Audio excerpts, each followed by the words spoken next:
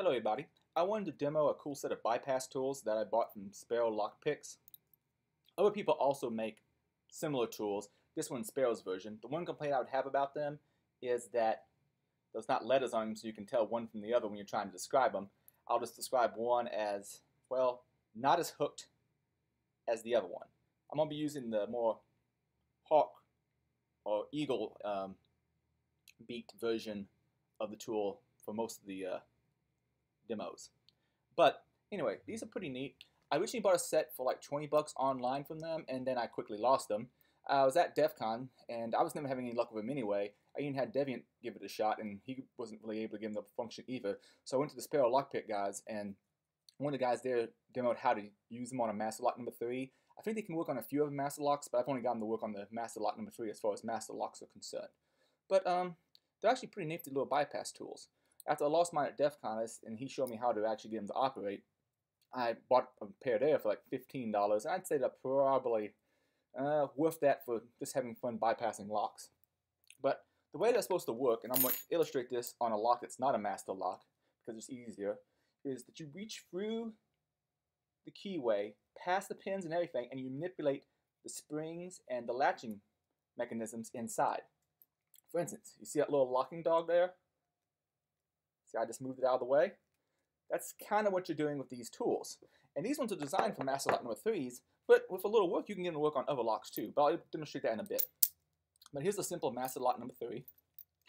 And the way they work is you take the more hawk build one, you put it at the top, you put all the key pins, press them all up in the top, and it's kind of like you're hooking the back of the lock a little bit. And you got to find, it's almost like a hole it sinks into. So after you go push all the pins up, push it in a little bit, then kind of hook it down, and it locks into a hole there. And you really have to be shown and get a feel for it. This one, originally I was trying to scrape the top of the lock too much. It's more of a slight downward angle, but very slight. I mean, not much of an angle to it at all. And you got to find a spot for it. And this is the one that's difficult. If you get in the right spot, just wiggle a little bit, and it pops those locking dogs. Now, you can do much the same thing with other locks I found, and you can probably do it with regular picks, but I'm going to use these tools. I found that I can open up a bunch of different locks with them.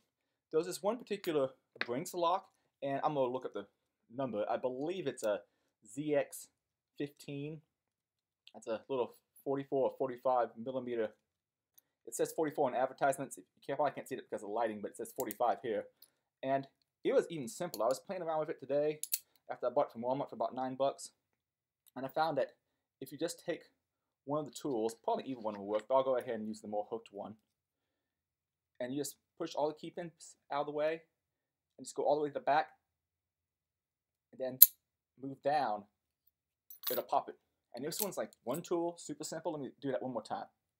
Basically, I'm pushing. It's hard to do this and have it on camera at the same time. I'm basically putting it at the top, pushing it all the way back, and then moving down to the bottom. And that's what it's supposed to work, but it's hard for me to do it while not looking at it. So, up there at the top, and then down. And that pops that Brinks super easy. Now, not all Brinks seem to be like this. I have a different Brinks that I couldn't do that on. But that's a second lock. They weren't designed for that kind of lock, but they also work there. And I found they work on a few other types of lock. Now, this is an imprint of master lock. At least I think it's an imprint of master. They're meant to be cheaper locks. I think you can generally find them at Kmart and such. And I found these ones, you can actually just scrape the back of the lock like you're clawing at it from the top of the keyway. You're kind of like you're clawing at the back of the lock, and you can manipulate the locking dog like that. Pretty simple. Now, there's one that's slightly more complex, which surprised me because this is one of the cheaper locks. This here, if I recall right, is a mountain security lock. That's essentially Walmart's generic brand of lock. And it was actually a little bit more difficult to get, but still possible. You had to do it in a few steps. On this one, what you have to do is you apply a little tension to the shackle because you're going to get one locking dog before you get the other one. So on this side of it, I'm going to scrape. And then I have to do the other side. So I get in there, and I kind of, you may have heard it pop there. I just pulled out one of these locking dogs. Matter of fact, you'll hear it go back if I pop it back in there. But I apply tension, that way I can get that locking dog to lock up above the edge. Push it down on one side. Now the other one's a little bit more difficult to get. It's kind of like midway up through the lock. You kind of have to reach in right about, I don't know, about there. And feel around for it, a little springy thing. And if you can pop it from the other side, you should be able to get the lock to pop. Now finding it is an entirely different issue. Sometimes easier than others. And you can open this one. So that is, besides the master lock that it was designed to do, the number 3, we got this particular mounted security one. Have a couple different fortresses that it would do. Like I had the larger one there, and here's one of the smaller fortress locks. I need to go buy some more of them and see if they're all this easy, but just reach in and claw the back of the lock. Opens up.